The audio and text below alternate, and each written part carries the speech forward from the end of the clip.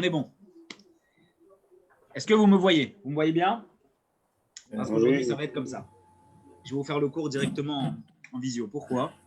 Parce que tout simplement, le sujet d'aujourd'hui, c'est un sujet qu'on n'a pas travaillé encore sur les feuilles. Donc, on va traiter le sujet, évidemment, de la façon la plus précise possible, mais sans les feuilles. Donc, ça va être encore plus comme si on était les uns à côté des autres. Alors, est-ce que ça va? Vous me voyez bien? Tout est bon? Oui? Très bien. Super. Juste.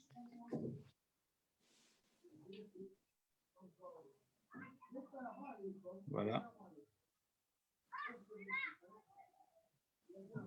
Très bien. Je répondais à Aaron. OK. Alors,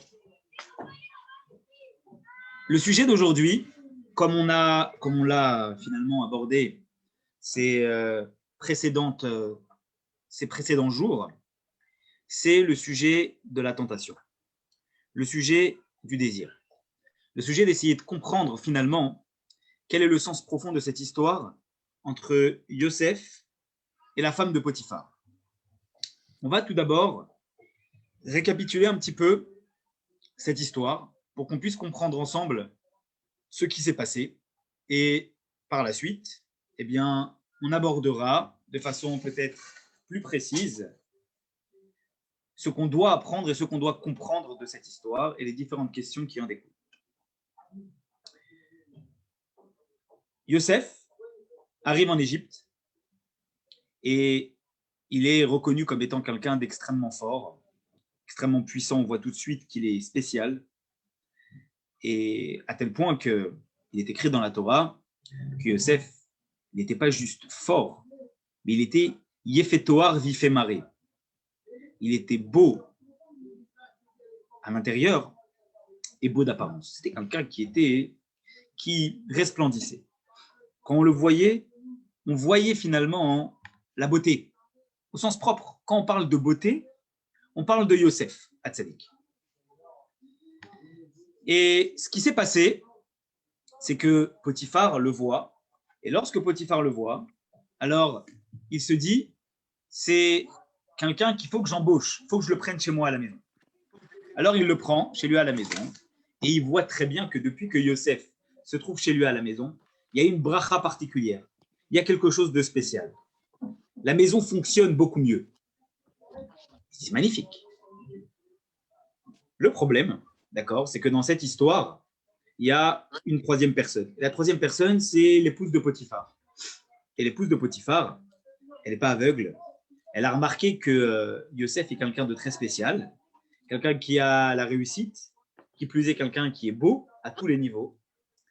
Et comme on l'a dit, il y avait un jeu de séduction, la Gemara nous dit, entre la femme de Potiphar et Yosef, qui était Messalsel Bachéaro, c'est-à-dire qu'il était coiffé, il peignait ses cheveux. Donc, ce n'était pas juste une histoire de beauté, c'est une histoire de montrer qu'il était beau. Ça allait plus loin. Et un jour férié, où les gens sont tous dans les cimetières, elle profite finalement, d'accord, du fait que personne n'est à la maison, pour essayer de séduire de façon concrète Yosef Hatzadik. Et Yosef, au moment de l'acte, il se ressaisit, on l'a dit dans la Gemara, il voit le visage de son papa, Yaakov, à la fenêtre, et il sent tout de suite, son père lui fait comprendre qu'il va perdre tout ce qu'il est, et à ce moment-là, qu'est-ce qui se passe? Il arrive à délaisser son vêtement dans les mains de cette femme, et il s'enfuit. Il faut qu'on comprenne quelque chose. Comment on peut en arriver là? Comment Yosef Hatzadik a pu en arriver là? Si déjà on l'appelait Yosef Hatzadik, c'est qu'il avait certaines aptitudes. Alors tout ce qu'on a dit en début de semaine, que finalement une personne se renforce lorsqu'il est face à la tentation et qu'il arrive à ne pas succomber à la tentation, c'est que malgré tout il a été éprouvé. Et lorsqu'on est éprouvé dans un certain domaine, c'est que finalement Dieu décide que c'est ce domaine-là sur lequel on a le plus de risques de tomber. Pourquoi Akadosh Baruch Hu a-t-il décidé d'éprouver Yosef sur ce point-là? Lorsqu'on parle de tentation et de désir, on n'a pas tous les mêmes tentations, on n'a pas tous les mêmes désirs, on n'a pas tous les mêmes goûts. Et donc à partir de là, Dieu ne décide pas d'éprouver tous les êtres humains de la même façon, avec les mêmes épreuves. Ça veut donc dire que l'épreuve est liée aux aptitudes et aux facultés d'une personne. Comment en est-on arrivé au fait que Yosef Hatzadik puisse être éprouvé de la sorte par une femme mariée, non juive, idolâtre, au point qu'il en soit arrivé justement à ce que jusqu'au dernier moment, on était dans l'expectative de savoir qu'est-ce qui va se passer. Est-ce que Yosef risque de tomber? Bah, au Hachem, il n'est pas tombé. Cela n'empêche, il en est fallu de peu. Comment en est-on arrivé là? Alors, pour comprendre cela, il faut évidemment remonter à la base de ce qu'on a cité. C'est que Yosef était quelqu'un qui était relativement beau d'apparence, il était beau intérieurement, il était très fort. Et pas simplement ça, il était conscient de cela et il montrait cela, puisqu'on a dit, il était Messalsel Basseharo, il était en train de peigner ses cheveux. On est en train de dire ça, ça veut dire qu'il ne se contente pas finalement de montrer, d'être beau, il montre la beauté. Il est en train justement de manifester cette beauté-là. Et donc, à partir de là, puisque il est en train de manifester cette beauté-là, alors à ce moment-là, eh bien, il est conscient et il met en avant cela. Ronnie, voilà, je viens de t'appeler, comme ça tu écoutes le cours de cette façon-là. D'accord, Ronnie? On me demande un numéro. Voilà, reste ici, on se connecte comme ça. Comme ça tu écoutes de cette façon-là. Right, okay. Très, très bien. Alors, effectivement, ce qu'on est en train de dire, c'est que est-ce qu'il y a un lien entre le fait que Yosef savait qu'il était beau, qu'il manifestait sa beauté, et le fait que la femme de Potiphar ait été tentée par lui? Manifestement oui. Pourquoi? Parce que quand on voit quelqu'un qui est beau, alors on est peut-être attiré par cette personne-là. Mais la question est de savoir, est-ce que ça change que Yosef, pas simplement qu'il était beau, mais qu'en plus de ça, il savait qu'il était beau? Est-ce que cela a une conséquence, le fait qu'il savait, il connaissait la puissance de sa beauté, et le fait que la femme de Potiphar ait été attirée par lui? Il faut réfléchir quelques instants et comparer les situations. Une personne qui est relativement belle, mais qui n'est pas consciente de sa beauté,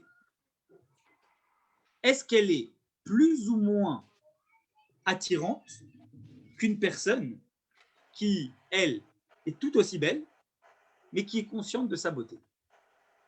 On peut imaginer que quelqu'un qui est beau, naturellement, mais qui n'est pas conscient de sa beauté, il va beaucoup moins s'apprêter qu'une personne qui est consciente de sa beauté. Pourquoi? Parce que quand on est conscient qu'on est beau, automatiquement, on y apporte un plus grand soin. Comme c'est le cas de Yosef, où ce n'est pas marqué simplement dans la Torah qu'il était beau, mais c'est marqué qu'il prenait soin de lui, il prenait soin de ses cheveux. Ça veut donc dire que d'une certaine façon, ce n'est pas simplement que Yosef était beau, et c'est pour ça qu'il a été jusqu'à attirer la femme de Potiphar, mais c'est que Yosef était conscient de sa beauté. Et puisqu'il était conscient de sa beauté, alors à partir de là, il y a eu, entre guillemets, une approche particulière de sa part qui a entraîné à ce que la femme de Potiphar, elle puisse être attirée par lui. Ça veut donc dire que Yosef n'est pas dénué de tout reproche dans cette histoire. Et si Yosef n'est pas dénué de tout reproche dans cette histoire, comment peut-on dire que Yosef, c'était Yosef Hatzadik? C'est pas Yosef Hatzadik, parce qu'on dit qu'un Tzadik, c'est quelqu'un qui ne faute pas. C'est Yosef Abal Tchouva. On l'a déjà défini dans le passé, à propos des lois de Teshuvah, vous vous souvenez, qu'il y a une différence majeure entre un tzaddik et un Baal Tchouva. Un tzaddik, c'est quelqu'un qui n'a jamais commis de faute. Un Baal Teshuvah, c'est quelqu'un qui a commis des fautes, mais qui a fait Teshuvah. Si on dit que Yosef, c'était Yosef Hatzadik, alors à ce moment-là, ça veut dire qu'il n'a jamais fauté. S'il n'a jamais fauté, alors à ce moment-là, comment peut-on dire ici qu'il y a eu, on va dire, un événement, un fait de sa part qui a entraîné ce jeu de séduction avec la femme de Potiphar au point qu'il en est venu à attirer une femme non-juive, une femme idolâtre, une femme mariée. Comment peut-on expliquer cela? C'est soit Yosef Hatzadik, et à ce moment-là, il n'a jamais fauté, et à ce moment-là, comment on peut dire qu'il a une part de responsabilité dans cette histoire? C'est soit que ce n'est pas Yosef Hatzadik, et à ce moment-là, pourquoi on l'appelle Yosef Hatzadik? Alors, pour comprendre cela, on a bien vu que les deux événements sont liés. Le fait que Yosef était beau, qu'il ait manifesté de l'attention à ce qu'il représentait, à son esthétique, et le fait que la femme de Potiphar était attirée, on peut lier donc ces deux événements. Comment? Le Tzemar Tzedek, troisième rabbi de Lubavitch, il nous donne une explication. Parce que vous allez voir maintenant que ce qu'on va faire, c'est qu'on va distinguer l'explication profonde de ces deux choses. Dans un premier temps, on va expliquer ce Yosef qui était beau. Que veut dire qu'il était beau? Que veut dire qu'il était responsable et qu'il manifestait certains caractères sur l'esthétique qu'il avait? Et d'autre part, on parlera ensuite de la femme de Potiphar. Et quand on comprendra le sens profond de ce que représentait Yosef d'une part, et ensuite le sens profond de ce que représentait la femme de Potiphar, on va réussir à comprendre le lien qui existe entre les deux. Donc on va construire ensemble notre raisonnement. Commençons par Yosef. Le Tzemar Tzedek, comme je vous disais, troisième rabbi de Lubavitch, il explique, d'accord, à propos de cette fameuse phrase que Rachel Imenu a dit lorsque Yosef est né. Elle a dit Yosef Hachem li ben acher.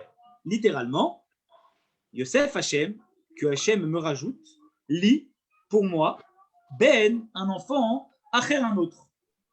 Autrement dit, que Hachem me rajoute un autre enfant. Alors, on peut tout de suite s'interroger sur cette phrase-là quand on la voit dans la Torah. Quelqu'un, il a un enfant, et la seule chose qu'il trouve à faire lorsqu'il y a un enfant né, c'est de faire référence au fait que Dieu il va lui envoyer une bénédiction pour avoir un second enfant. Ok, on comprend la volonté de Rachel de vouloir avoir un autre enfant. Mais comment est-ce possible de cantonner Yosef, la naissance de cet enfant qui a été tant attendu, à quoi? Au fait qu'il y a un deuxième enfant qui va venir. C'est-à-dire, une personne, elle a un enfant et elle dit que Dieu il me rajoute un autre enfant. On dit, ouais, mais qu'est-ce que tu penses à cet enfant-là? Si tu lui donnes un prénom, on sait que le prénom, il est décisif dans le caractère, dans ce que va devenir l'enfant. Pourquoi la seule chose que tu trouves à faire lorsqu'un enfant est né, c'est de parler d'un second enfant qui va naître? Parle de lui. Mentionne ses aptitudes, les aptitudes que tu veux qu'il ait. Alors le Tzemar Tzedek, il nous dit, en fait, on n'a pas compris ce qu'elle voulait dire Rachel. Rachel, elle ne voulait pas dire que Hachem, il lui rajoute un autre enfant. Hachem, il voulait dire, Rachel, elle voulait dire, Yosef Hachem li, que Hachem, il ajoute pour moi, que Hachem, il multitue, il fasse en sorte de multiplier d'une certaine façon. Li, pour moi, quoi? Ben Acher. Yosef, cet enfant que tu m'as envoyé, qu'il puisse avoir l'aptitude de pouvoir engendrer une multitude de personnes pour faire de Acher, pour faire de celui qui est autre, Ben, un fils. Autrement dit, Rachel est en train de dire, lorsque Yosef naît, c'est pas que je pense à un autre enfant, c'est que je pense à cet enfant-là. Que cet enfant, il ait la capacité de pouvoir faire de tous les acherim, de tous les acher, de tous ceux qui sont loin, de tous ceux qui sont autres, de tous ceux qui sont derrière, Ben, un statut de fils. Que Yosef puisse avoir de l'influence sur toutes les personnes égarées. C'est ça que Rachel elle est en train de dire lorsque Yosef naît. C'est exceptionnel comme vision. Parce que jusqu'à présent, on pensait que lorsque Yosef naît, Rachel se préoccupe de Binyamin. Mais ce n'est pas du tout ça. Lorsque Yosef naît, Rachel, elle est pleinement investie dans cet enfant qui vient de naître et elle demande à Dieu que cet enfant il puisse avoir la capacité de pouvoir influencer son entourage au point d'influencer les gens qui sont à l'extérieur, de faire de Acher un ben. Yosef Hashem li ben Acher, de faire un ben de celui qui est Acher, de celui qui est. Ça, c'est le sens de ce que Rachel dit lorsque Yosef est né. Ça veut donc dire que dans les facultés de Yosef, à travers cette bénédiction que Rachel est en train de faire lorsqu'il va naître, il y a cette capacité que Yosef a et aura et développera dans le futur à pouvoir donner un maximum et influencer les gens qui vont être autour de lui. Et on le voit. Yosef n'a cessé dans sa vie de vouloir avoir une influence sur les gens qui sont autour. Que ce soit ses frères, pour essayer justement, on a vu mardi soir, pour ceux qui étaient là, il a voulu faire en sorte qu'ils respectent la volonté de leur père, que ce soit en Égypte, le statut qu'il avait de pouvoir être en mesure d'influencer les gens, que ce soit par la suite où il s'est occupé de ses frères. Yosef était un leader et il avait cette capacité de pouvoir donner au maximum pour influencer les gens qui étaient autour de lui. Ça, c'est le premier sens qu'on doit retenir et comprendre des aptitudes de Yosef.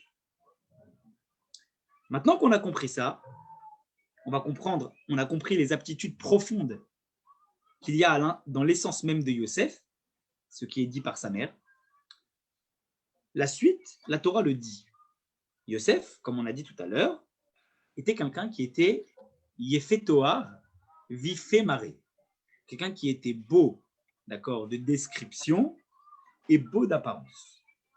Si vous regardez dans la Torah, eh bien, vous allez voir, comme nous dit le Rabbi Rachab, que uniquement à 2 reprises, on cite ces 2 termes. Yefat Toar, Vifat Maré, ou Yefé Toar, Vifé Maré. C'est à propos de qui? Yosef, Yefé Toar, Vifé Maré. Le terme de beau, on l'a employé plusieurs fois dans la Torah. Mais ces 2 termes-là, de Toar et Maré, on les emploie 2 fois. À propos de Yosef, et on l'avait dit une autre fois avant dans l'histoire de la Torah, à propos de Rachel. À chaque fois qu'on a dit Yefé Toar, Vifé Maré, c'est soit pour Rachel, soit pour Yosef. Intéressant, parce que ces 2 termes-là sont employés pour 2 personnes, et comme par hasard, ces 2 personnes-là sont la mère et le fils. Alors que la beauté était quelque chose dont on parlait énormément. Alors ça nous permet de comprendre, déjà d'une part, qu'il y a un lien particulier qui existe entre la maman et le fils, et entre le papa et la fille. Parashat Tazria, Rashi nous le dit, le premier Rashi de Parashat Tazria, Rashi nous dit qu'effectivement, quand c'est la maman qui est à l'origine de l'ensemencement, alors effectivement, ça donne naissance à un garçon, et quand c'est le papa qui est à l'origine de cela, ça donne naissance à une fille. Ce qui veut donc dire qu'il y a une relation particulière entre le papa et la fille, entre la maman et le fils. Donc, ce n'est pas anodin le fait qu'on retrouve les mêmes caractéristiques citées par la Torah entre Rachel et Yosef. Ça veut donc dire que Rachel, elle avait quelque chose qu'elle a transmis à son fils. Et la même chose, les mêmes termes sont employés dans la Torah. Alors, le Rabbi Rachab, il va plus loin dans cette idée. Et il décrit, il explique que veut dire Yefé Toar, Vifé Maré. Ça veut dire quoi ça? On parle de beauté. Ouais, ok, c'est très bien, on parle de beauté. Ça veut dire quoi? Beau de description et beau d'apparence. Alors, on peut comprendre déjà que la différence, elle est entre lorsqu'on parle de Toar et Maré, littéralement. Si j'essaye de comparer ces 2 termes-là, le terme de description et le terme d'apparence, c'est que l'apparence, c'est quelque chose qui est global, alors que la description, c'est quelque chose qui est minutieux, quelque chose qui s'intéresse aux détails. Lorsque je décris une chose, je m'intéresse aux détails de la chose. Lorsque je parle d'apparence, c'est quelque chose qui est superficiel, quelque chose qui est beaucoup plus global. C'est une vision d'ensemble. Donc une vision, d'accord, particulière et une vision globale. Donc, on est en train de dire que Yosef, aussi bien dans ce qu'il représentait globalement, comme dans ce qu'il représentait de façon précise, était beau. Caractère principal et caractère global. Alors, la même chose qui est dit à propos de Rachel dans la Torah sur ces deux termes-là peut être compris à propos de Yosef.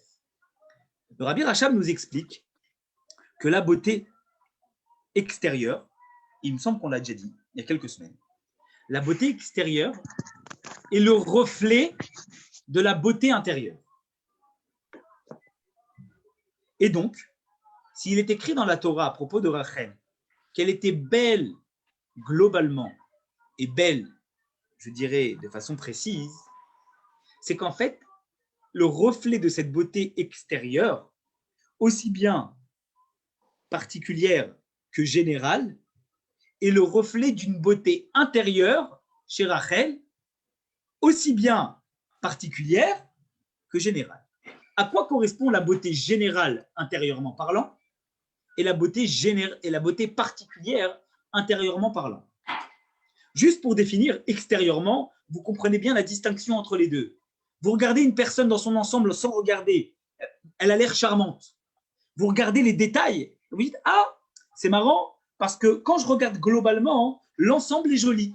Mais si je regarde les détails, alors je vois que le nez, il est un peu trop gros, et que les narines, elles sont un peu trop ouvertes, et que les lèvres, elles sont un peu trop pulpeuses. Vous savez, on peut trouver toutes sortes de choses. Alors, lorsqu'on parle de Rachel, qu'on dit qu'elle était belle dans sa description et dans son apparence, c'est qu'aussi bien que lorsqu'on la regardait, généralement, on la regardait avec précision, on voyait qu'elle était belle.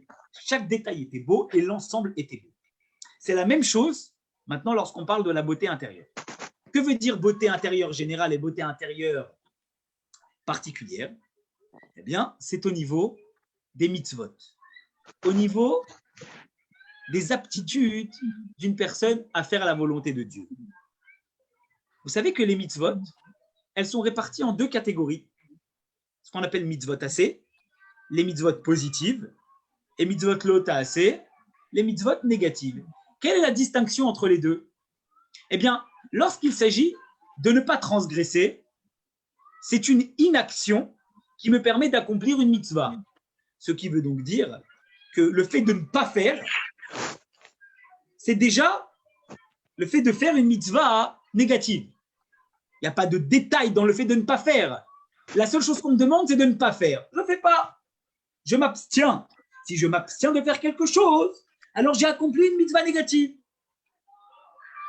D'un autre côté, la mitzvah positive, puisque c'est faire quelque chose, il y a des détails à maîtriser pour pouvoir être en mesure d'accomplir la chose comme il se doit. Ça veut donc dire que les mitzvot négatives, c'est accomplir la volonté de Dieu d'une façon globale. Juste, je ne fais pas. Il n'y a pas de détails.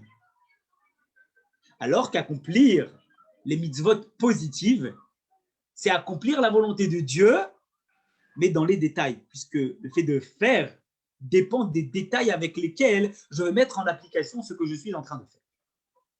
Donc, lorsqu'à propos de Rachel, nous sommes en train de dire, pas simplement qu'elle était belle, d'apparence et belle, dans sa description, ça veut dire qu'elle était belle de façon générale et belle de façon particulière, mais ça veut dire que puisque la beauté extérieure est le reflet de la beauté intérieure, intérieurement parlant, elle faisait les mitzvot positives à la perfection, comme les mitzvot négatives à la perfection.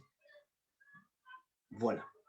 Le hidour, vous savez, on a déjà déterminé, vous vous souvenez, il y a quelques semaines, la différence entre accomplir une mitzvah et accomplir la mitzvah de la plus belle des façons.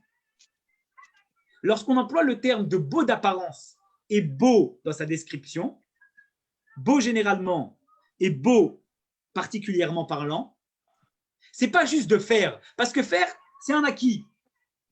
Mais quand on dit qu'on est beau, ça veut dire qu'on le fait de la plus belle des façons avec le hidour.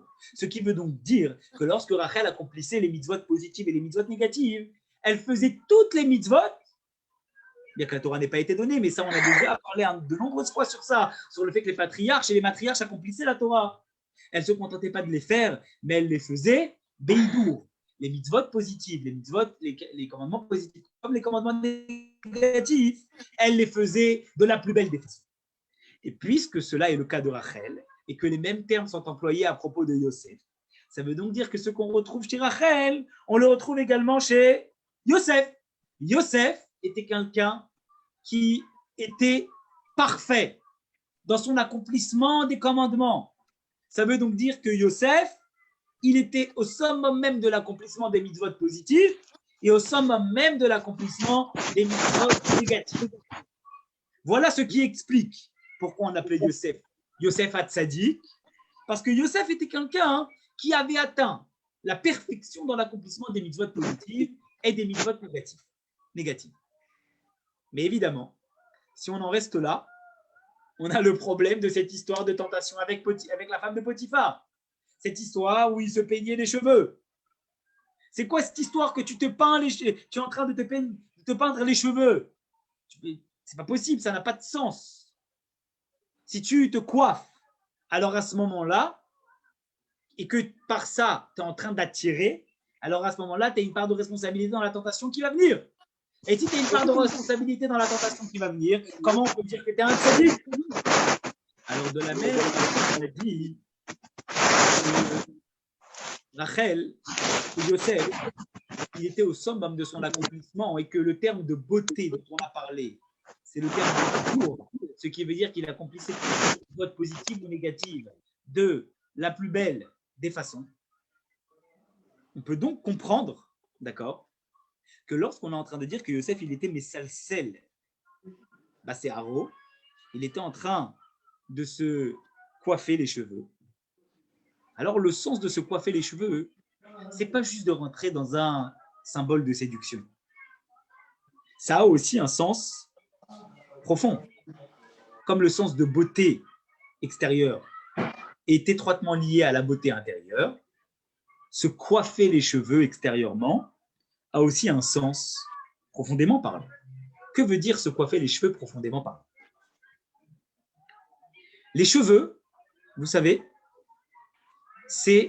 on dit que le poil, en général, c'est ce qui manifeste la vitalité d'une personne. Regardez, je vous donne un exemple. Quelqu'un qui se coupe les cheveux, il a mal? Non. Quelqu'un qui s'arrache des poils ou des cheveux, il a mal? Oui. Pourquoi? Pourquoi quand on se coupe les cheveux, on n'a pas mal, et quand on s'arrache des cheveux ou qu'on s'arrache des poils, on a mal? C'est très simple. Quand on se coupe les cheveux, on ne touche pas la racine. Par contre, quand on s'arrache des cheveux ou qu'on s'arrache des poils, c'est qu'on déracine le poil ou on déracine le cheveu. Ça veut donc dire que lorsque on coupe quelque chose, mais qu'on laisse la chose attachée à sa racine, la chose, elle passe toute seule. Mais quand on déracine une chose, à ce moment-là, ça crée un mal profond et c'est pour ça qu'on a mal. Ça veut donc dire que le cheveu, c'est le reflet de la vitalité intérieure de l'être humain. Pourquoi? Parce que la vitalité de l'être humain, elle est à l'origine reliée à sa racine. C'est quoi la racine? C'est le fait que Dieu lui a donné un souffle de vie.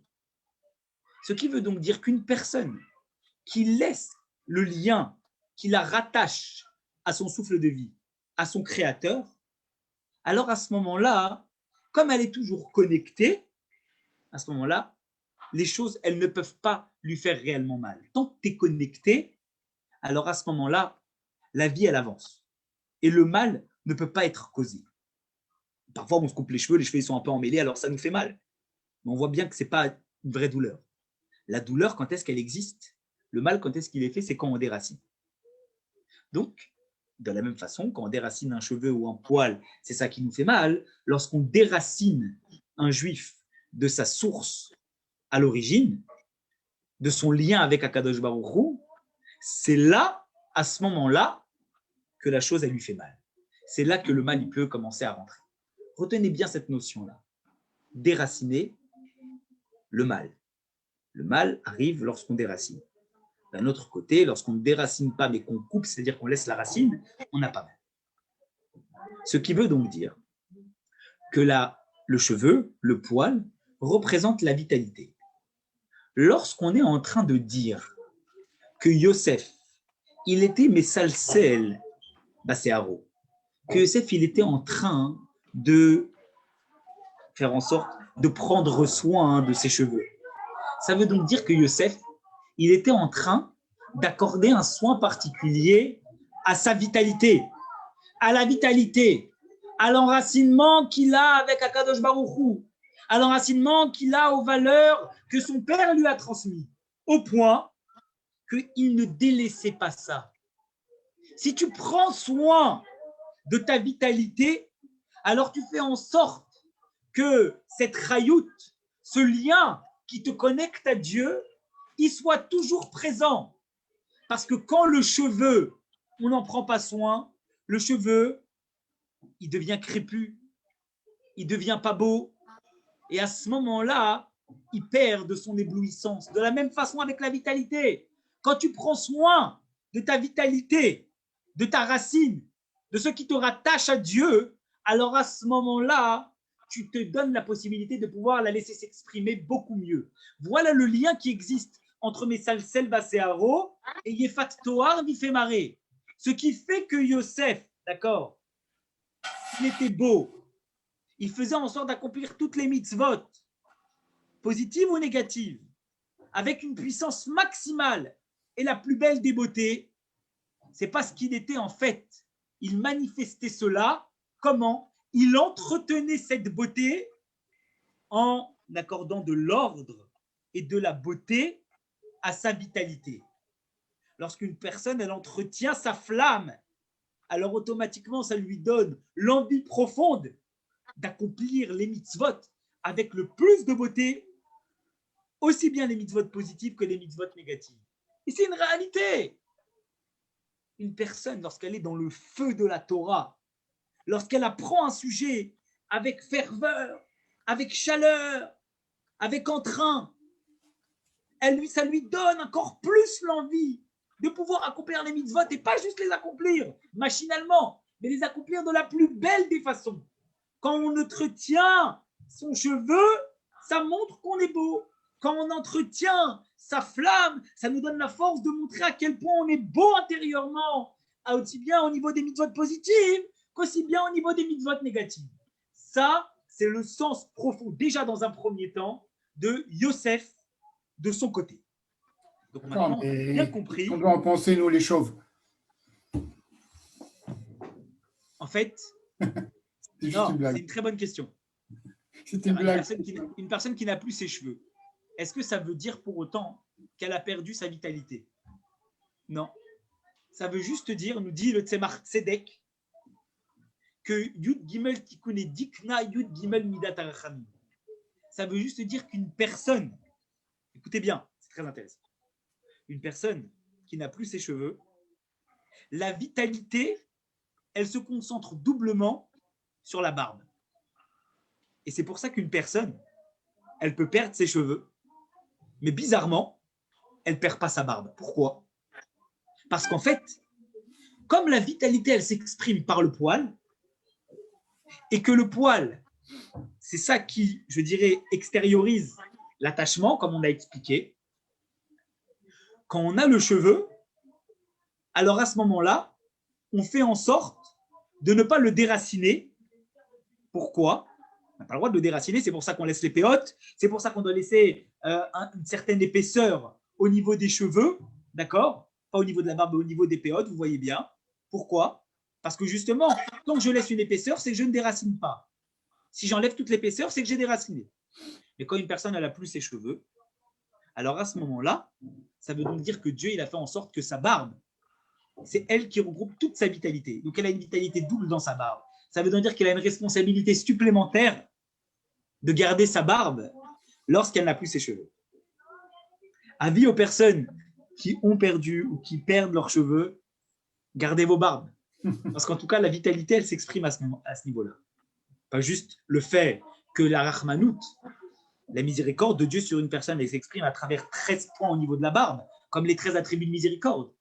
Mais même la vitalité, l'attachement s'exprime à ce niveau-là, puisque l'apparence est reliée à ce qui se passe à l'intérieur. Ça, c'est à propos de Yosef. Michel, tu es d'accord? C'est intéressant ou pas, cette notion? On n'entend plus. Tu as coupé ton micro. Active le micro. Quoi, Michel? Tu m'entends pas? Maintenant, on t'entend. Ah. Disons que d'abord, Yosef, ce qui est, dans la Torah, il y a écrit que ses cheveux étaient bouclés.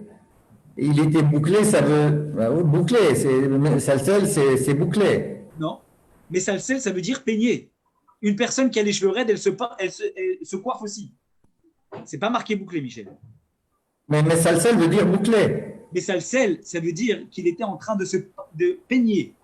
Il était en train, dans ce sens-là, il était en train de prendre soin de ses cheveux. C'est ça que ça veut dire, mais salsel batéao. Alors, même en admettant. Yemel. Alors, on peut dire que ce qui est mêlé, c'est que c'est emmêlé.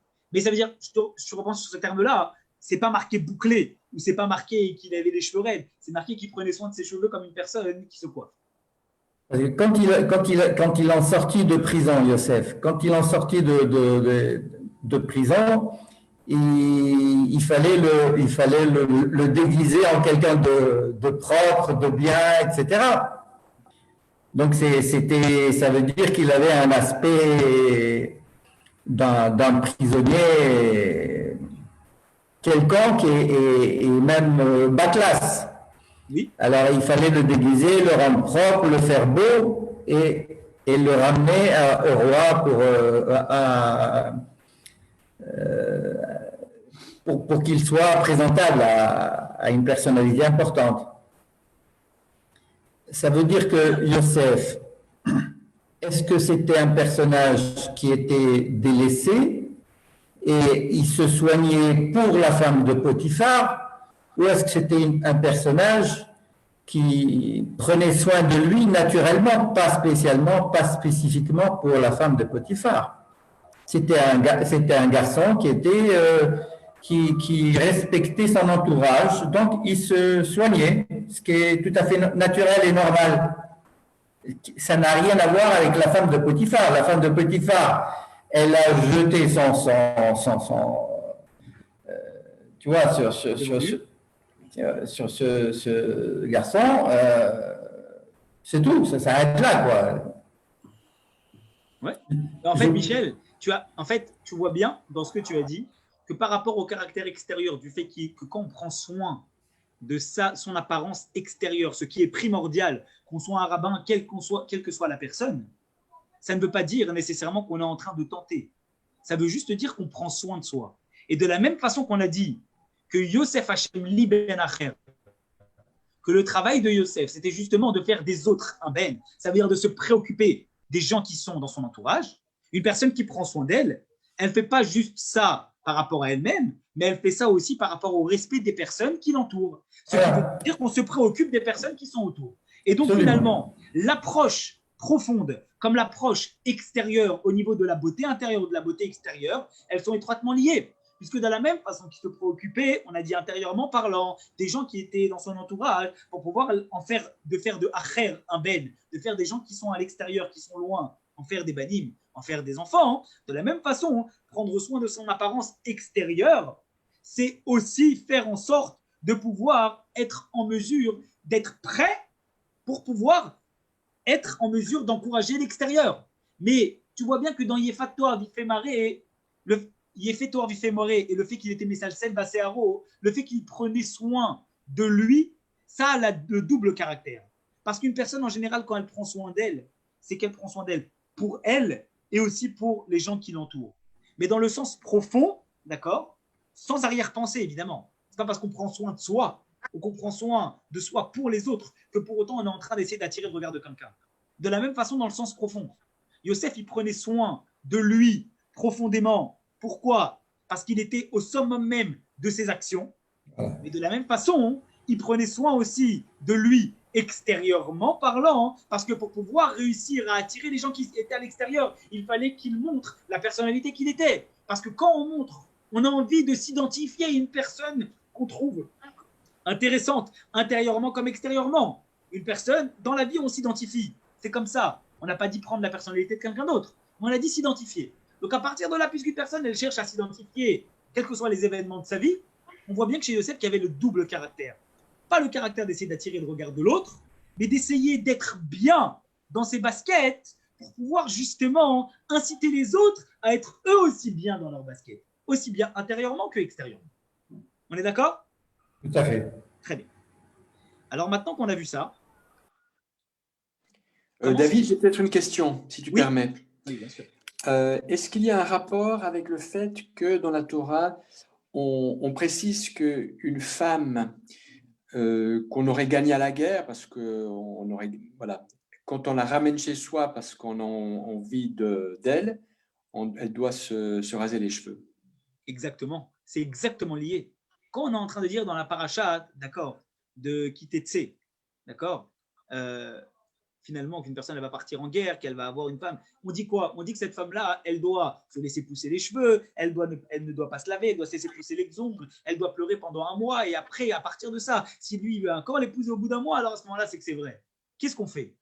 On essaye de révéler à la personne, le juif, qui a pris une captive de guerre, en montrant que cette femme-là, elle n'est pas soigneuse extérieurement parlant, que intérieurement parlant, comme elle n'est pas juive à l'origine, alors à ce moment-là, elle n'est pas destinée à lui-même. Donc on crée encore une fois le parallèle entre la beauté extérieure et la beauté intérieure. On va faire en sorte volontairement qu'elle délaisse sa beauté extérieure pour révéler à l'intérieur du juif qui l'a pris en tant que captive de guerre, d'accord, le fait qu'intérieurement, elle n'est pas pour lui. Mais si au bout d'un mois, eh bien, malgré cette beauté extérieure, à l'apparence, il se rend compte, il insiste, il veut malgré tout l'épouser, ça veut dire que sa volonté à lui, elle n'est pas juste. Et c'est le parallèle qu'on va faire maintenant avec la femme de Potiphar. Vous allez le voir, c'est étroitement lié. Ça veut dire que cette femme-là, intérieurement parlant, sa beauté extérieure, c'est pas ce qui reflète sa beauté intérieure. Parce que parfois, la beauté extérieure, à la base, elle doit être le reflet de la beauté intérieure. Mais il arrive parfois que la beauté intérieure, on n'ait pas les forces nécessaires pour la faire refléter de sa beauté extérieure. Ça veut dire qu'il y a les choses telles qu'elles doivent se passer, ce qu'on est intérieurement, le refléter extérieurement, et il y a parfois le fait qu'une personne n'arrive pas à exprimer extérieurement ce qu'elle est réellement intérieurement. Et à partir de là, quand on creuse, on arrive à percevoir l'intérieur. De la même façon que cette femme-là qui était captive de guerre, si on la laisse pousser les cheveux, etc., et elle a les cheveux sales, et elle a les ongles sales, etc., mais malgré tout, cette personne-là, il veut malgré tout l'épouser, ça veut dire qu'il ne s'est pas fié uniquement à la beauté extérieure, ça veut dire qu'intérieurement parlant, il a poussé les choses, et il a vu que, en fait, c'est pas qu'intérieurement, elle n'est pas bien. Intérieurement, elle est très bien, sauf qu'elle n'a pas réussi à faire refléter extérieurement ce qu'elle représente. Et à ce moment-là, on lui dit, vas-y, tu vas l'épouser. Pourquoi tu vas l'épouser? Parce que grâce au fait que tu vas l'épouser, en la convertissant, parce qu'elle veut rejoindre la Torah et les mitzvot, tu vas révéler extérieurement ce qu'elle est intérieurement. Par les liens sacrés du mariage d'après les lois de la Torah. Ok? Très bien, parfait, excellent, merci. Alors oui, c'est étroit. Alors maintenant qu'on a bien compris ça, on va maintenant rentrer dans la deuxième partie, c'est le sujet de la femme de Potiphar. Il est écrit dans le Midrash Rabbah que la femme de Potiphar, eh bien, l'Eshem Shamaim Nitkavna, quand elle a voulu tenter Yosef, elle l'a fait parce qu'elle a eu Ruach HaKodesh. Elle a eu une inspiration divine. C'est quoi cette histoire? Une inspiration divine. Ni parce que Rata, elle a vu que Noldou, il y aurait des enfants qui vont sortir d'elle avec Yosef. Elle a dit, si par Ruach HaKodesh, j'ai vu qu'il y a des enfants qui doivent sortir entre moi et Yosef, alors il faut que je prenne les devants. Et en prenant les devants, justement, ce que je vais faire, c'est que je vais pouvoir avoir une relation avec Yosef et on aura des enfants. Nous dit le Midrash, le problème, c'est qu'elle s'est trompée. Pourquoi? Parce qu'elle pensait que c'était d'elle qu'allaient naître les enfants de Yosef. Mais la réalité, c'est que ce n'est pas d'elle qui sont nés. C'est de qui? De sa fille. Osnat. Osnat était la fille, Osnat bat Potiphera. Osnat était la fille de la femme de Potiphar. Et donc, en fait, elle pensait que c'était d'elle que Yosef avait des enfants, hein. Mais qu'en fait, ce n'est pas d'elle, c'est de sa fille. Parce que Yosef s'est marié, d'après le Midrash, avec la fille adoptive, d'accord, de la femme de Potiphar, qui était en fait la fille de Dina, qu'elle a eue avec Shrem. Parce que quand Dina, elle a eu une relation avec Shrem, alors elle a eu un enfant. Mais cet enfant-là, il a été élevé par la femme de Potiphar par la suite, et c'est avec elle que Yosef s'est marié.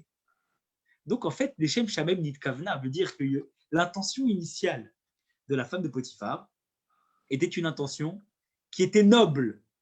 Donc, ça change complètement la vision à l'origine et la perception de l'événement qu'on a.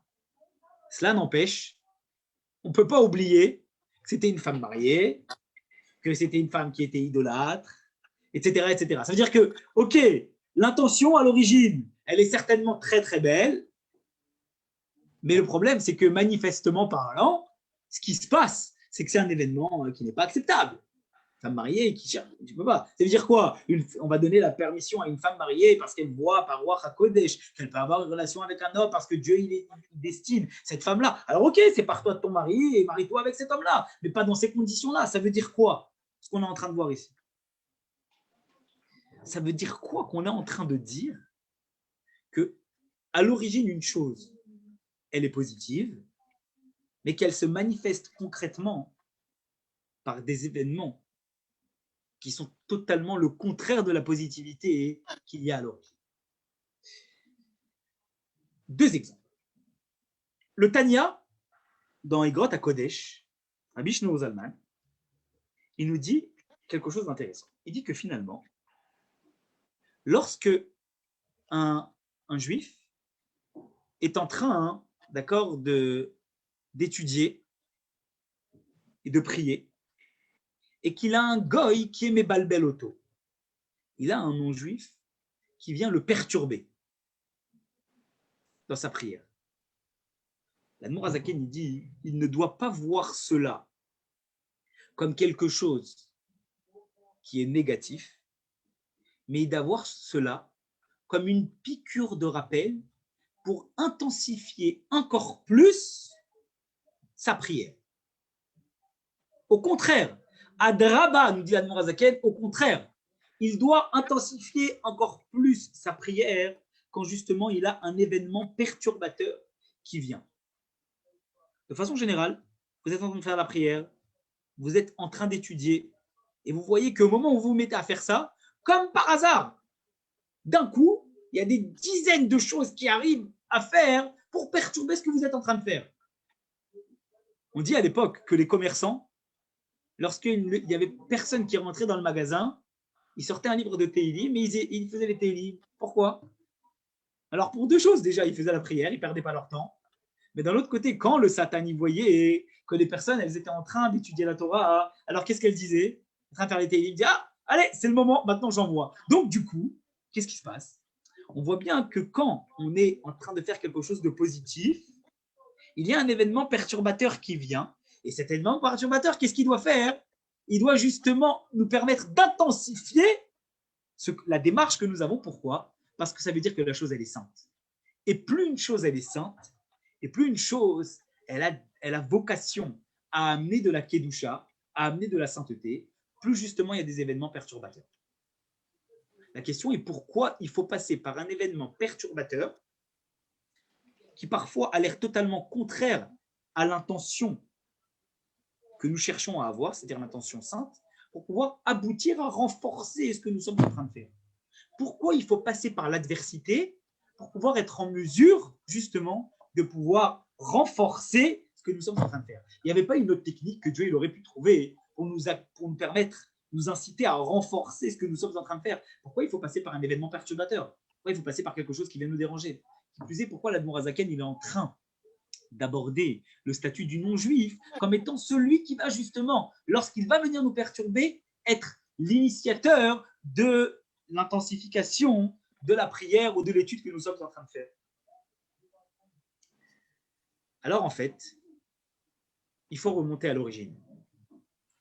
Puisque toutes les créatures de Dieu, tout ce que Dieu a créé, est bon, est positif, ça veut dire que toute chose dans sa source initiale, dans son origine, est positive.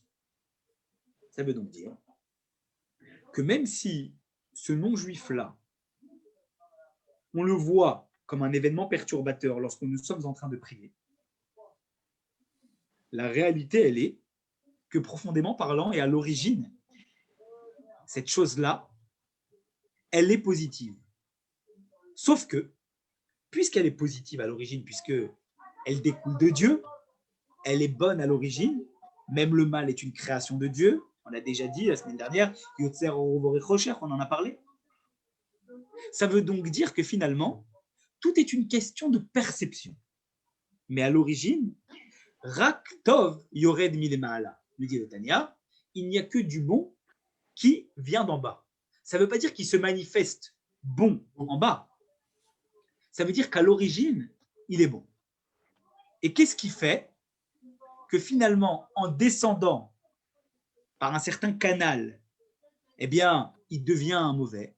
Et parce que, justement, la distinction, elle est qu'une chose telle qu'elle est à l'origine dans sa source n'est pas nécessairement ce qu'elle va refléter une fois qu'elle a traversé tous les mondes. Comme tu dis, Michel, elle va descendre et elle va arriver en bas. Ça veut donc dire que nous, on perçoit cet événement perturbateur comme quelque chose qui vient nous perturber, comme quelque chose qui se manifeste dans ce monde-là comme étant quelque chose de négatif. Mais la vérité, elle est qu'à l'origine, cette chose, elle est positive, elle est bonne. Mais ce qui fait qu'elle se manifeste de façon négative lorsqu'elle descend, c'est parce qu'elle est descendue par un certain nombre de routes sinueuses et qu'au bout du compte, eh bien, quand elle arrive dans ce monde-là, eh bien, elle est brute et la pierre précieuse qui est à l'origine, elle est toujours là, mais elle est masquée, elle est voilée. Mais si quand elle arrive en bas, à notre destination, je la vois positive, qu'est-ce que je fais? Je suis en train de révéler la nature initiale, la source positive de la chose. Et qu'est-ce que j'ai fait? J'ai finalement débroussaillé toute l'obscurité qu'il y a autour et j'ai permis de pouvoir faire éclairer cette chose-là dans le symbole positif qu'il a à l'origine. Et ça dépend de quoi? Ça dépend du regard que je vais avoir sur la chose. Autrement dit, cet événement perturbateur, cette personne qui vient nous perturber quand on est en train de faire la tfila, à l'origine, c'est positif. Parce que la démarche initiale de Dieu, c'est justement de nous renforcer. Quand elle arrive en bas, on la voit comme quelque chose de négatif. Mais si justement on utilise cet événement perturbateur comme étant celui qui va être le facteur de l'intensification de notre prière, qu'est-ce qu'on est en train de faire? On est en train de révéler la positivité qu'il y a derrière cet événement perturbateur. On est en train de révéler la source profonde qu'il y avait à l'origine de cette chose. Et donc, on a permis de donner l'éclairage initial de cette chose-là, tel qu'il était en haut, tel que Dieu lui a donné naissance à l'origine quand elle était dans sa source. D'accord? Très, très bien. À partir de là, le Maguide de Mézérich, il donne un second exemple sur le même principe que l'Admor Azaken. Il nous dit, vous savez, dans la Torah, elle nous parle du moment où Lavan il poursuit Yaakov. C'est quoi cette histoire? Pourquoi on a besoin de savoir comment Lavan il poursuit Yaakov dans Parashat Vaïshlach? Ok, Lavan il a rejoint Yaakov, mais il nous dit il a fait 3 jours, il s'est arrêté avec ses fils et là, etc., etc. Pourquoi on nous dit tout ça? Maguide de Mézérich, il dit en fait, il y a des mots des fois dans la Torah où on ne comprend pas le sens parce qu'on voit que la négativité de la chose. Mais en réalité, la raison profonde, c'est que la Torah, elle a parfois, pour pouvoir atteindre, c'est très intéressant, pour pouvoir atteindre les Shishim Ribo Otiot la Torah, les 600 000 lettres de la Torah, comme les 600 000 juifs qu'il y a au moment du don de la Torah, elle a ajouté des passages de la Torah pour pouvoir arriver au compte des 600 000 lettres. Mais pourquoi? Tu n'aurais pas pu prendre un événement positif pour pouvoir arriver au compte des 600 000 lettres. Pourquoi tu as besoin de passer par un événement négatif? Parce que justement, le fait que la chose elle soit positive à l'origine, ça ne te dévoile rien. Ça ne te dévoile aucune intention profonde. Mais le fait justement de prendre un événement négatif qui te permet d'atteindre la shlemut, la perfection de la Torah, ça vient te montrer, encore une fois, nous dit le Maguide de Mézérich, comment une chose qui a l'air négative, elle peut avoir à l'origine une intention positive. Et te montrer comme quoi tout ce qui compte, ce n'est pas la chose, comment elle descend en bas, c'est le regard que tu vas avoir sur la chose. Parce que quoi qu'il arrive, cette chose, si tu la vois négative, Elle n'est pas négative à l'origine, elle est positive. Mais si toi, tu la vois négative, alors à ce moment-là, tu vas faire en sorte que tous les événements sinueux qui ont conduit à son arrivée dans le monde ici-bas, toi, tu n'auras pratiqué aucune transformation. Tu n'auras pas révélé la source profonde. Mais si tu la regardes avec un regard positif, alors à ce moment-là, tu vas dévoiler la chose telle qu'elle est à l'origine. Et cet événement de la poursuite de la vanne à Yaakov, toi, tu la vois comme un événement négatif qui ne sert strictement à rien. Mais bien sûr qu'il sert. Pourquoi il sert? Parce qu'il te sert à atteindre le compte des 600 000 lettres. Et pourquoi il faut passer par un événement qui, a priori, ne sert à rien pour arriver au compte des 600 000 lettres? Parce que quelque chose qui est négatif ou quelque chose qui ne sert à rien, si tu le perçois négativement, alors oui, c'est négatif. Si tu le perçois comme quelque chose qui ne sert à rien, oui, ça ne sert à rien. Mais si tu as un regard positif et tu te rends compte de l'intention profonde de la chose, à ce moment-là, tu lui donnes un sens positif. Et tout dépend du regard positif que tu vas avoir sur la chose. Ça, c'est le second exemple. À partir de là, on a bien compris que tout dépend, d'accord, du regard. Une chose, à l'origine, elle est positive. Elle va traverser un canal par diverses perturbations et arriver dans ce monde-là avec un regard au premier abord négatif. Et le contraire même du regard qui était à l'origine.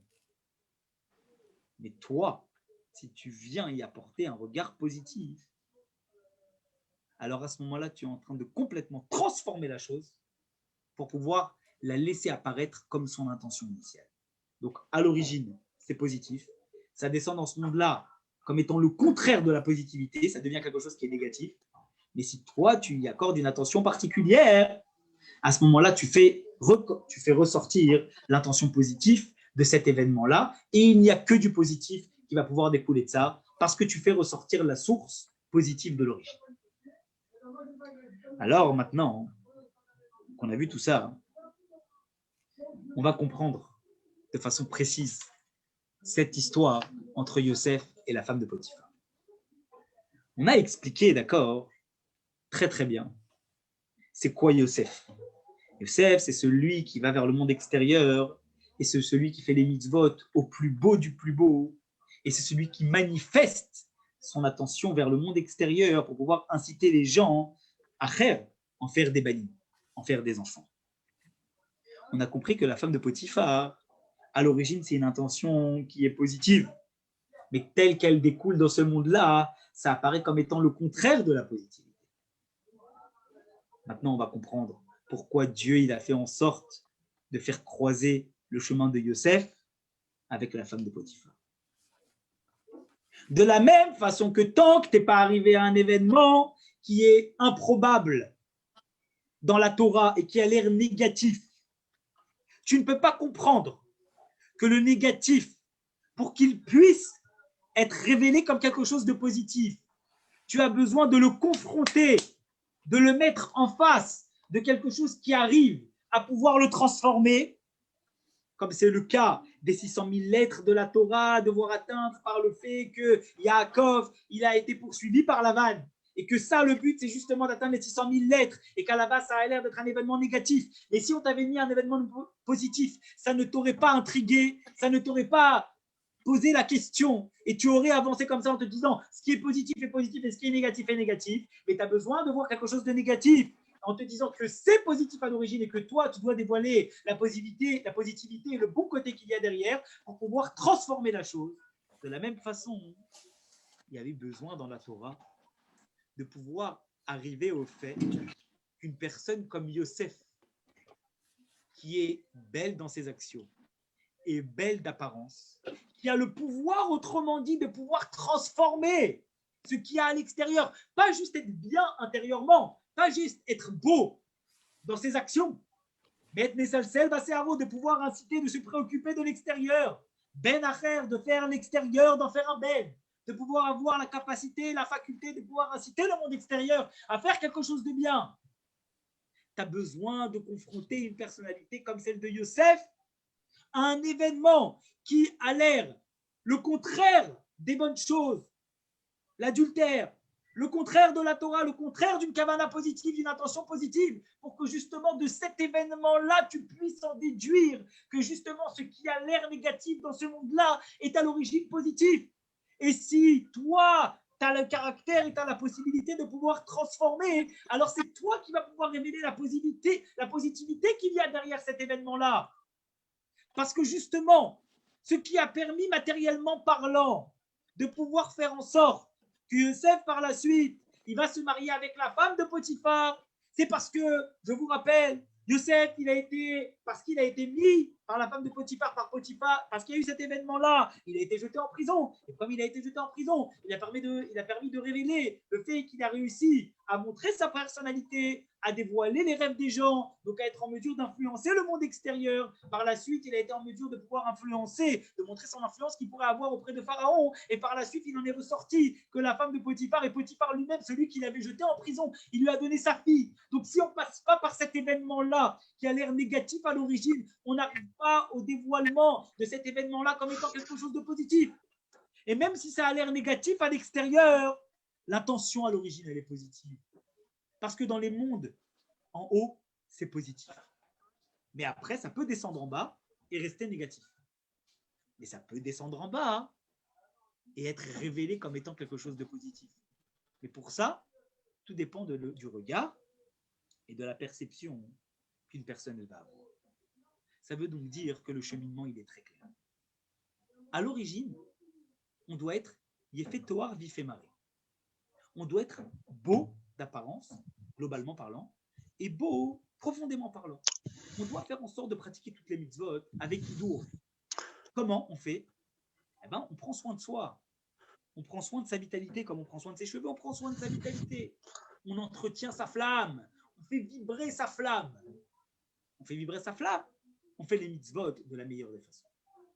À partir de là, une fois qu'on a fait ça, il faut maintenant qu'on a son socle, il faut maintenant faire de acher, il faut en faire un ben. Il faut être en mesure d'influencer son extérieur, son entourage. Tu es en mesure d'être quelqu'un qui fait bien tes actions, aussi bien les mitzvot positifs que les mitzvot négatifs. Tu te concentres pour pouvoir les faire de la meilleure des façons. À ce moment-là, tu prends soin de ta vitalité, tu entretiens ta flamme et tu fais tout bien. Tout ça, ça vaut rien si tu n'es pas en mesure, après, d'avoir un regard positif et d'influencer le monde extérieur. Mais dès qu'on considère que tu es quelqu'un qui est digne, que tu as ça en toi, à ce moment-là, à toi de te préoccuper du monde extérieur. Tu te préoccupes du monde extérieur, alors à ce moment-là, sache que tu vas être confronté à divers événements dans ta vie. Tu vas être parfois confronté à des événements qui vont être relativement positifs. Mais ça, c'est le niveau 1. Le niveau 1, ok? Mais quand tu fais les choses de la plus belle des façons et que tu es en mesure de pouvoir influencer le monde extérieur, à ce moment-là, ce n'est pas juste influencer le monde extérieur, ceux qui sont plus ou moins bien. C'est d'être capable de révéler le caractère positif qu'il y a derrière les choses les plus obscures qui vont arriver dans la vie. Et si tu as un regard négatif sur les choses négatives, alors à ce moment-là, tu n'influences pas l'extérieur. Mais si tu as un regard positif sur les choses négatives, tu permets de révéler en quoi ces choses négatives, l'intention initiale, c'est quelque chose de positif. Et ça, c'est le cheminement de la vie. Le cheminement de la vie, il est toujours comme ça. Le cheminement de la vie, il est qu'on a des événements négatifs. Parce que nous, on part de la fin. On part de la fin et on remonte au début, à l'origine, pour savoir comment on doit se comporter. À la fin, on a des événements négatifs. Quel regard je vais avoir sur les choses négatives? Si j'ai un regard négatif sur les choses négatives, à ce moment-là, je ne fais pas avancer le schmilblick. Je ne fais rien. Je ne suis pas digne. J'ai un regard positif. Je permets justement de pouvoir être en mesure de dévoiler l'intention initiale de la création positive, bonne, qu'il y a derrière cette chose-là qui apparaît comme quelque chose de négatif. Mais comment je vais faire ça? Je ne sais pas faire ça, moi. Mais ça le sel baséaro, il fait toi, il fait marrer. Tu veux savoir comment tu vas arriver à ça? Accomplis les mitzvot positives et négatives avec Hidour. Ne te contente pas juste de faire les mitzvot, le béaba, machinalement. Non. Vis les mitzvot au point d'essayer de les faire de la plus belle des façons. Parce que si tu vis les mitzvot en essayant de les faire de la plus belle des façons, tu entretiens ta flamme. Et si tu entretiens ta flamme, tu auras envie de partager avec le monde extérieur. Et si tu auras envie de partager avec le monde extérieur, à ce moment-là, tu vas réussir à révéler la positivité qu'il y a, pas simplement derrière les choses qui sont bénoniques, qui sont intermédiaires, mais même les choses qui ont l'air négatives, tu vas réussir à révéler la positivité. Et ça, mes chers amis, c'est exactement le symbole de Hanouka. Pourquoi? Parce que le symbole de Hanouka, c'est amener de la lumière dans l'obscurité. La Gemara, elle pose la question, elle dit pourquoi on n'allume pas la journée, pourquoi on allume la nuit? Parce que Meat or doré arbe choshef. Parce qu'un peu de lumière repousse l'obscurité. Une personne, elle peut, dans un état d'obscurité, vouloir se préserver et casser l'obscurité. Mais la meilleure façon de casser l'obscurité, c'est pas de se préserver, de lutter dans la guerre. La meilleure façon de se préserver, c'est de préserver autrui en amenant de la lumière. Ce qui permet de repousser l'obscurité, c'est la lumière. Le symbole de Hanouka, c'est amener le plus possible de la lumière dans les maisons de chacun, dans les cœurs de chacun, dans la tête de chacun, dans les villes de chacun, dans les pays de chacun, amener un maximum de lumière. Quelle que soit la possibilité qu'on a, on va amener de la lumière. Il y a des gens qui m'ont dit, j'ai entrepris une démarche, Beth Rabad a entrepris une démarche, on va dans les familles et on va apporter de la simcha, de la joie, des lumières. Il y a des gens, j'ai sollicité des gens, on dit, pourquoi tu fais ça, à quoi ça sert? Que je comprenne que tu veuilles faire que les gens ils allument les bougies de Hanouka. À ce moment-là, je comprends, ça a un sens. Tu vas faire en sorte que les gens ils fassent la mitzvah. Mais quel rapport? Tu vas prendre des jeunes qui vont aller dans les maisons de personnes qui ont déjà allumé les bougies de Hanouka pour leur amener de la simcha, de la joie. Ils ont allumé les bougies de Hanouka, Hanouka c'est fait. Mais non, le symbole de Hanouka, c'est pas juste d'aller chercher où la lumière elle est déjà allumée. Parce que parfois la lumière elle a l'air d'être allumée, mais l'obscurité elle est présente. Et plus on peut amener de lumière, plus on doit aller. Et si les lumières de Hanouka elles sont allumées, alors on va rajouter de la lumière par la simcha, par la joie. Et si la joie elle est déjà là, alors on va aller amener des cadeaux pour intensifier la joie chez les enfants, et chez les familles, et chez tout le monde. Ça, c'est le symbole de Hanouka. C'est pour ça que même quand une famille elle a déjà allumé les bougies, où on sait pertinemment qu'elle a allumé les bougies, c'est pas grave, on y va quand même. On va lui amener de la joie, on va lui souhaiter joyeux Hanouka, parce qu'on va lui amener de la lumière. Parce que le symbole de Hanouka, c'est amener de la lumière coûte que coûte, quelle que soit la situation. On y va, on amène de la lumière, on fait un maximum de lumière, parce que justement, plus on intensifie la lumière, plus on repousse l'obscurité. Parce que la meilleure façon de montrer que l'obscurité en soi, d'accord, est une existence qui est éphémère, c'est en dévoilant la lumière qu'il y a derrière l'obscurité. Ça, c'est le symbole que nous devons amener dans le monde. Ça, c'est le symbole que nous devons amener pendant la fête de Hanouka. Et si chaque personne, elle fait en sorte pendant Hanouka d'amener de la lumière autour d'elle, pas juste des bougies, mais amener de la lumière, amener de la joie, amener des cadeaux, amener de l'argent, amener des choses comme ça. Il n'y a que la fête de Hanouka que c'est comme ça. On offre de l'argent, on amène de la lumière, on amène de la simcha, des choses comme ça. Pourquoi il n'y a que ça? Ces symboles, ils sont à Hanouka. Parce que justement, pour me dire que la lumière, elle regroupe toutes ces choses-là. La lumière, ce n'est pas juste la bougie. La lumière, c'est à tous les niveaux. La joie, les cadeaux, l'argent, tout ça, c'est le symbole de la lumière. Une personne qui va, si Dieu veut, va prendre la décision d'amener de la lumière autour d'elle pendant la fête de Hanouka, de quelque façon que ce soit, et amener de la lumière à l'intérieur d'elle-même, en accomplissant les mitzvot béidour de la plus belle des façons, en ajoutant, pas nécessairement des mitzvot en plus, si on n'a pas la force, mais en s'efforçant d'accomplir les mitzvot qu'on accomplit, en s'efforçant de les accomplir de façon encore plus jolie que ce qu'on a l'habitude de faire, alors à ce moment-là, on va accomplir la volonté de Dieu, on va accomplir la volonté de dévoiler derrière les événements les plus fâcheux, on va avoir un éclairage particulier. On va avoir un malach qui va nous éclairer et qui va nous montrer comment on peut éclairer autour de nous, comment on peut dévoiler la positivité qu'il y a derrière chaque événement. Et ça même, ça va nous permettre de pouvoir révéler la véritable lumière, celle de Mashiach qui va très bientôt nous rejoindre avec le troisième temps. Voilà mes amis. Azak, David. Très bien, très intéressant. Merci beaucoup, David. Avec plaisir les amis. Est-ce que je peux répondre à certaines de vos questions? Bien sûr, Michel, vas-y. Je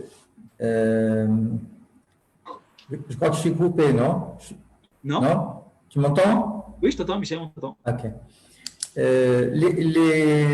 as ramené tout à l'heure le problème de Lavan, oui, qui poursuivait Yaakov.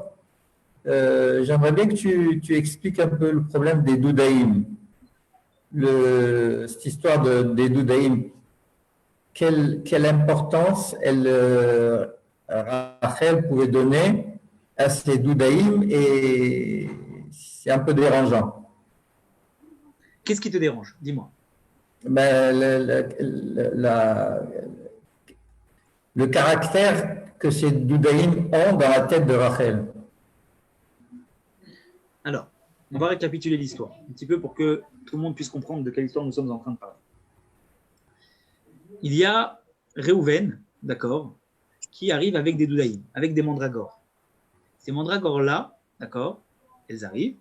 Et que fait finalement Rachel?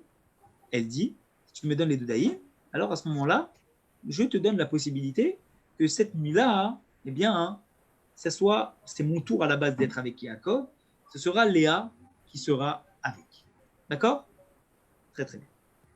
Attends, c'est juste pour situer ma question. Oui. Les doudaïm, ils appartenaient à Lavan. Les doudaïm, ils étaient dans le champ. Non. Les doudaïm, ils étaient dans le champ que Réhouven est allé cueillir. Et Rachel a vu les doudaïm. Attends, tu parles des trafim. Tu parles pas des doudaïm. Michel, tu parles des trafim. Tu parles des idoles de Lavan. Oui, c'est ça. Ah d'accord, c'est deux choses différentes. Parce qu'il y a l'histoire des doudaïm. C'est ça. Les doudaïm, c'est les mandragores de Réhouven. Là, tu parles des trafim, des idoles. Alors, voilà. Qu'est-ce qui dérange dans les idoles de Lavan? Dis-moi. Qu'est-ce qui avait besoin de les voler? On l'a dit. Rachel, elle voyait le bien dans chaque chose. Rachel, ce qu'elle voulait, comme Yosef, il avait la capacité à chercher d'influencer le plus possible les gens qui étaient autour d'elle, elle s'est dit, je vais maintenant influencer à ce que mon père, il quitte ses idoles. Et parfois, une personne qui est tellement bonne, on voit les plus grands des tzadikim, qu'est-ce qu'ils font?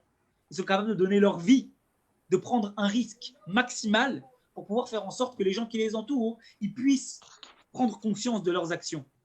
Comme on a dit mardi soir, on a fait un cours sur le Kiddush Hashem, sur la sanctification du nom de Dieu. Et on a dit dans ce cours-là, justement, que seul un tzaddik a le droit, quelles que soient les circonstances, de donner sa vie pour toutes les mitzvot. Une personne normale, c'est que dans 3 cas. Les trois commandements, l'idolâtrie, les mœurs interdites et verser du sang. Mais un tzaddik, il a le droit, d'après tous les avis, de donner sa vie. C'est comme ça. Ça veut dire quoi? Pourquoi? Parce qu'un tzaddik, il se préoccupe des gens au point d'être capable de donner sa vie pour pouvoir le faire, pour pouvoir, lorsqu'il va faire en sorte de donner sa vie, de faire prendre conscience à l'importance de la chose. Et en fait, c'est exactement la même chose. Qu'est-ce qui s'est passé? Parce que la suite de l'histoire, on peut la faire. Rachel, elle vient, elle prend les téraphim de son père. Elle les vole. Lavan s'excite. Lavan devient fou. Ok? Rachel, elle le fait à l'origine, pourquoi? Pour justement être en mesure d'enlever l'idolâtrie de son père. Il n'est plus d'idole, de façon radicale. Lavan, il devient fou. Qu'est-ce qui se passe à la suite de ça?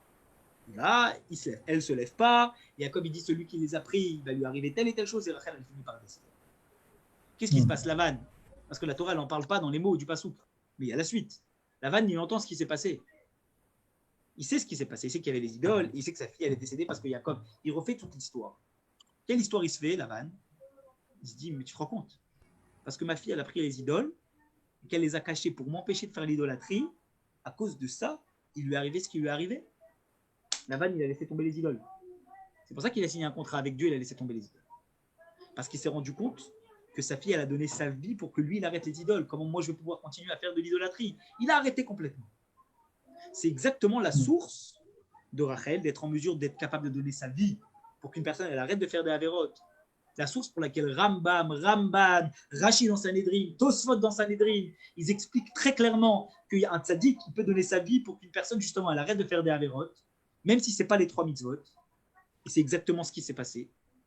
Et Rachel, le symbole même d'être en mesure d'influencer l'extérieur, ce qu'elle a demandé à ce que son fils Yosef soit, elle l'a été avec son mari, elle l'a été avec sa sœur, elle a été capable de donner sa vie pour que sa sœur se marie à sa place, elle l'a donné avec son père, en mesure de perdre la vie au point que son père, il arrête de faire l'idolâtrie, et elle l'a été avec l'endroit où elle a été enterrée, où elle n'est pas enterrée dans Marat Marpella, au point que justement, c'était pour que plus tard, lorsque les Juifs ils seront exilés, ils pourront prier sur sa tombe et qu'elle puisse intercéder en leur faveur pour que le peuple juif y revienne sur sa terre, en terre d'Israël. Donc on voit finalement que tout le symbole, toutes les choses, elles s'enchaînent au point qu'on comprend la personnalité de Rachel, on comprend la personnalité de Yosef, et on comprend à quel point il faut être en mesure de donner vers l'extérieur, et surtout avoir un regard positif sur chaque chose. Merci. Avec grand plaisir. Voilà, Rav David. Oui. C'est mon cher. Excusez-moi, j'ai une question à te poser qui n'a rien à faire avec le cours. Je me trouve devant mon ordinateur et puis au milieu, il y a quelque chose qui s'est affiché. C'est écrit « Autoriser des fonctionnalités intelligentes dans Gmail, Chat et Meet ». Alors, Monsieur Rimer, Moshe, on en parle juste après le cours, si ça ne vous dérange pas. Je vous appelle et je vous aide avec cette histoire. Super, merci Ça vous beaucoup. va? Voilà. Très Avec bien, plaisir. merci, merci. En tout cas, Rak Samer à tous pour Bon, Hanouka Samer. Hanouka Sameach, vraiment. Merci. Dès pas ce soir, on commence à allumer, on intensifie la lumière, on amène de la lumière au maximum, de toutes les façons possibles et inimaginables autour de nous. Et surtout, on s'efforce d'avoir un regard positif sur chaque chose. Parce que c'est comme ça qu'on repousse l'obscurité en amenant encore plus de lumière. Amen, amen. Chazak, merci Avec David. grand plaisir. Des bonnes nouvelles à tout le monde. Et Hanouka Sameach. Hanouka Sameach. Des bonnes nouvelles à lundi prochain, Bezrat Hashem.